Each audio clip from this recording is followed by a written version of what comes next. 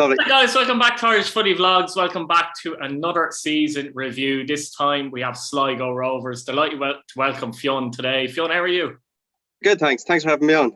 Not a bother at all. You were always the first guy to go to when we talk about Sligo, so and people like you for some reason, so that's not a bad thing, is it? I'm not complaining. I suppose not to stay biased. Go again? I'll try not to stay biased, though. I suppose at the start of the season, Fionn, obviously Sligo got into Europe. What were your expectations coming into it? Well, it was kind of unknown, really, because it was the Conference League. You know, we've never kind of heard about it before. And the team we drew, FH, we didn't really know a lot about them. And kind of going into it, it was more just exciting than anything. It's kind of disappointing as well that we couldn't actually get over and support the lads. And look, it turned out it didn't go our way for one reason or another. But listen, look, it was kind of an experience for a lot of the younger lads as well, like Johnny Kenny and Mark Byrne and Niall, all going away to Europe, kind of getting to see what it's like. And it's great that we achieved it again, getting Europe again, because I have this experience now to build on next season.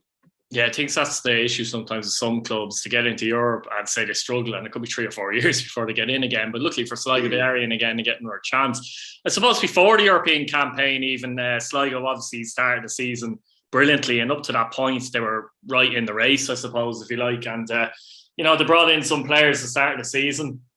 Buckley brought in a few new players and that. What did you think at the start of the season? What were your hopes, I suppose, for the season ahead? Well, just to build on the season previous, I remember Buckley saying in an interview that kind of an improvement on the last season was maybe get a place higher in the league and get Europe again. And look, we achieved that. We started the season absolutely fantastically. You know, we got, I think it was 14 points in the first 6 games, which is something we'd never really done previously. It was only kind of just after the European games, after that is when our slump kind of hit. So we started the season very strong. He brought in a lot of players, a lot of excitement around, for example, Jordan Gibson. I know he kind of left halfway through the season, but he was absolutely brilliant when he came in. I think he got, can't remember how many goals, but I think it was about 8 goals. And that was absolutely fantastic. And he left halfway through. Some crackers as well, actually, weren't there? Oh, I remember one sticks to mind straight away is that goal at Waterford away. I think it's the 2nd, 3rd game into the season. Absolutely worldly, and it won us the game. And he won us a lot of games with his screamers as well. And there's a lot of excitement with Romeo Parks coming back. But look, one thing or another just didn't work out. He didn't really look interested. But overall, a very positive start to the season anyway. Yeah, I suppose the key signing for me was probably, and it turned out to be as such, I think, was probably Greg Bulger. Would that be fair to say? Oh, 100%. I think he was our best signing of the season. I think he just transformed the whole team, not just the midfield, but I think it made a lot of our players play better when he was in the squad. You really notice his absence when he wasn't there. It kind of gave, because with Bulger in midfield, it kind of gave the likes of Niall Moran to kind of express himself a bit more, because you always kind of see Niall season previously kind of doing the dog's work and not really getting to show what he's capable of. And I think Greg allowed that. It was absolutely superb. I think he was the signing of the season, to be honest. Yeah, obviously first half of the season was very good. You were up there with Shamrock Rovers. Pats were up there with Shamrock Rovers as well. But in the end, obviously Shamrock Rovers won the title very easily, didn't they? Do you think the main problem Sligo had, if you wanted to talk about a title race, that their squad just wasn't strong enough or up as, up Shamrock Rovers level in terms of quality?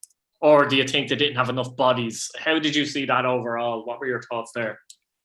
I think looking back, our squad depth probably was the problem in a couple of positions, because realistically, when Gibson left, the only person we were relying on goals was Johnny Kenny. And like Johnny Kenny, I've raved about him in all of my game reviews. He's absolutely fantastic. He got us 11 goals this season, but you always need someone else. You can't be relying on an 18-year-old to score your goals. And realistically, no one else kind of stepped up to the mark. I think Romeo Parks only got 4 goals this season. I think Ryan De Vries only got 3, and then Johnny Kenny got 11. There's a massive gap in that. And when Johnny Kenny wasn't playing, that's when we really struggled, because not only was it his goals that kind of improved our performances, but it was the high press as well that really worked well. And we missed him when he wasn't with us. Yeah, 100%. I think as well, your backline was very good throughout the season. You only conceded 4 more goals than Shamrock Rovers did in total all season in the league. And there were a few games there, for example, where you know, 2 or 3 of that first team defence, including the goalkeeper, McGinty, Buckley, Mahon. There might be 1 or 2. I think McCourt missed a few games as well. McCourt broke his wrist, you know, I suppose when that happens in a defence, especially because you're so cohesive as well as a unit there, like you're going to drop points, and that's what happened to Sligo. It's very difficult though to have players as good to come in, isn't it, in those positions as well, to be fair? You can't chop and change your back four, really. No. I think that's like Blaney, when Blaney kind of came in as centre back covering for Buckley, and when Mahon got COVID during the summer, I thought he did an all right job. But you need Buckley and Mahon at the back. You need your solid back four. And I'm delighted that we've signed now the same back five, McGinty in goals, and we have McCourt and Banks signed, and Buckley and Mahon are there for next season as well. So that's very positive news for us as well. But yeah, I think that's going to be our back five. Hopefully now, fingers crossed, touch wood, no injuries will happen. Yeah, you'd like to think. Yeah, they were really good. You had to pick 3 of the best players this season. Who would you go with?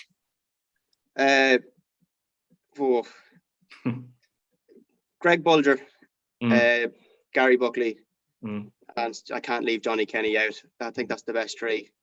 I think Buckley, absolutely phenomenal this season. I actually voted for him in Rovers Player of the Year. I know John Mahon got it, but I just think I listened to the Bitored Supporters Trust podcast, and they described Gary Buckley like a Rolls Royce defender. Just does everything absolutely superb. There's a sense of just calmness at the back when he has the ball, and he has kind of things, you know, he has kind of the leadership skills as well that you need, and it kind of allows Mahon as well, you know, to do what he does best as well. Greg Bulger, like we said, just absolutely fantastic. He just revolutionised the team, to be honest. And Johnny Kenny, 11 goals for an 18-year-old in the league.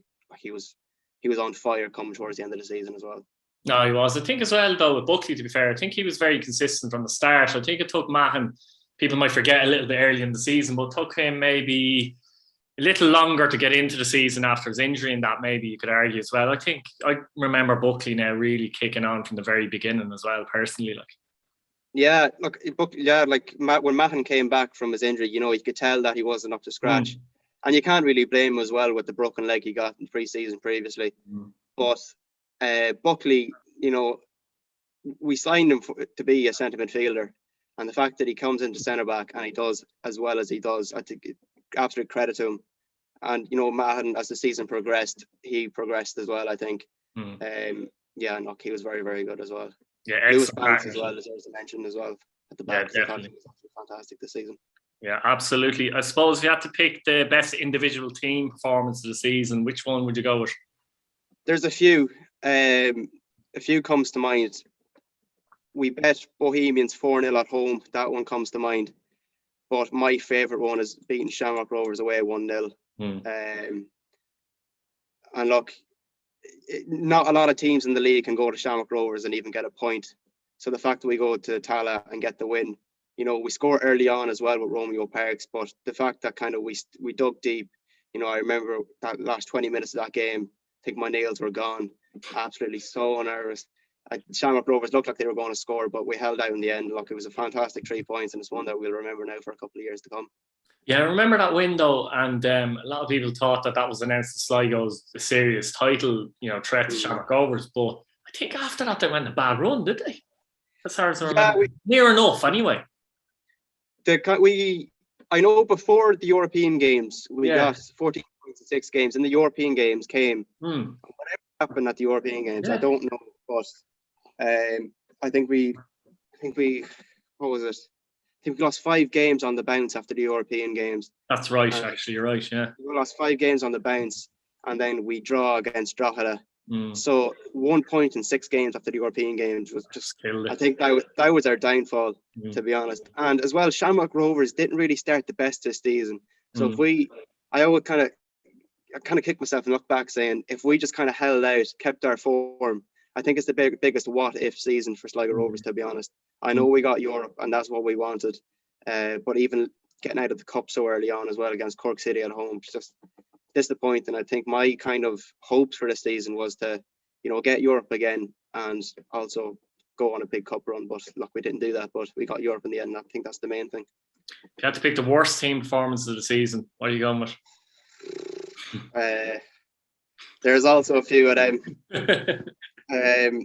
I think one that absolutely left me devastated was Shamrock Rovers. We lost 2-0 away at Tala. That just performance-wise just wasn't good enough. No. But one that kicks me because I kind of felt like at the end of the season, it kind of looking very close between us and Derry for Europe. And going to Finn Harps and going 2-0 up. Yeah. Minutes. And Finn Context Harps as well involved. Yeah, definitely. Oh, just we can see 2 goals so late on. It killed us. But I think them two are kind of the ones that stick out to me the most. I remember that match as well. And I thought that because Sligo were kind of wobbling a little bit. And I thought you were in big trouble after throwing away a 2-0 lead there, to be honest with you. I think Derry the same weekend, I could be wrong, I think they lost 1-0 at Drogheda. So that gave Sligo a bit of a... Yeah, Drogheda saved us. Yeah, so no one really took advantage. And I think that was an issue a lot of the time with a lot of those teams, 3rd, 4th, 5th. I mean, Bowes were dropping points all over the shop as well. Derry were kind of came from nowhere, and then they got close and started dropping points. And then Sligo were dropping points. But then Sligo got a couple of wins, and it was just enough to kind of freely put them into 3rd place in the table. So, like, it could have ended up a disaster for Sligo at the same time. It could have been. I think a couple of big performances towards the end of the season kind of saved us. I know we bet Pats away. That was probably one of the biggest one that kind of saved us. Win. I was there. That was the biggest one. And, scoring, I think we bet Longford 1-0. I think it was Lewis Banks' last minute winner saved us. Yeah, he got a few wins in a row and had to keep clean sheets again. Yeah. Those kind of performances have definitely saved us and gave us Europe. And as well, we were thinking, how have Derry not catched up to us? Because we were dropping points left, right and centre, and Derry were still dropping points. Because I don't know about a lot of Rovers fans, but me personally, I'm kind of a glass half empty kind of person. And I was thinking, we've just thrown away Europe. Coming home at Finn Harps in the piss and rain after dropping 2 points after a 2-goal lead, I was thinking, it's done. If you were to rate Liam Buckley's season, how would you rate it? I mean, there were times this season when people were, I wouldn't say wanting him out the door, but were seriously questioning him as well. Were you in that camp at times, or what were you thinking? At times. I think with Buckley is a lot of his substitutions killed us. I think Finn Harps away, we're bringing off Johnny Kenny, who wasn't looking tired at all. He was pressuring, kind of not, like he scored a goal. I remember his goal was absolutely fantastic, very well taken, but kind of putting Finn Harps on a lot of pressure, kind of holding on to the ball. Finn Harps making a lot of mistakes. But then he's bringing on like Melvin Lorenzen and Romeo Parks at 15 minutes to go. And it's like they're doing nothing to see out the game. I remember we were 2-1 up. I think it was like 2 minutes left, and Melvin Lorenzen got the ball. Easily could have brought it into the corner, but cut inside and took an awful shot, and it led to Finn Harps' goal. I think a lot of his substitutions, I think, weren't good enough. But to be fair to Liam Buckley, a lot of his criticism came undeservedly, to be honest, because I think a lot of his kind of signings that he brought in this season, and also a lot of the results we've got, helped us to get Europe. And he said at the start of the season that his achievement was, his hope were to get Europe again and finish a higher spot in the league, and we did that. And I think all credit goes to Liam Buckley for doing that. Yeah, absolutely. Look, Fionn, brilliant. Thank you very much for coming on. Guys, subscribe to the channel, hit your bell notification button, and let us know what you think in the comments. Fair play. Lovely. Fair play to you. Excellent stuff. Thanks, Keith. Yeah.